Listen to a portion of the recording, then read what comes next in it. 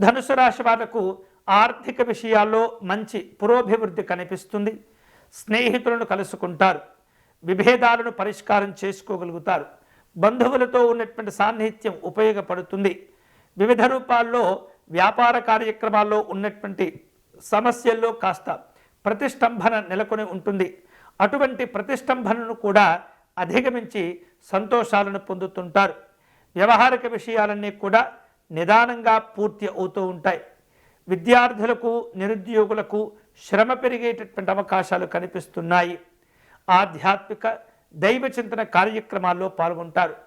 గృహము వాహనాల కొనుగోలుల విషయాల్లో తొందరపడకుండా జాగ్రత్తగా వ్యవహరించండి. మిశ్రమమైనటువంటి ఫలితాలతో కూడిన వ్యాపార కార్యక్రమాలు కనిపిస్తున్నాయి. ఉద్యోగ విషయంలో ఇష్టం లేనటువంటి మార్పులు చేర్పులు కనిపిస్తున్నాయి. ఆకస్మికమైనటువంటి పర్యటనలు ప్రయాణాలు ఉంటూ ఉంటాయి. విదేశీ సంబంధమైనటువంటి వ్యవహారాలు ముందుకు వస్తుంటాయి. ప్రారంభంలో ఈ వారం కాస్త శుభవార్తలు ఉంటాయి. మధ్యలో ఒత్తిడి ఉంటుంది. తిరిగి చివరిలో కూడా ఆ ఒత్తిళ్లు తగ్గిపోయి తిరిగి సంతోషాలు ఏర్పడుతుంటాయి. ఆరోగ్య విషయాల్లో జాగ్రత్తలు తీసుకోవటం ద్వారా సమస్యలు పెరగకుండా మిమ్మల్ని మీరు కాపాడుకున్న వారవుతారు.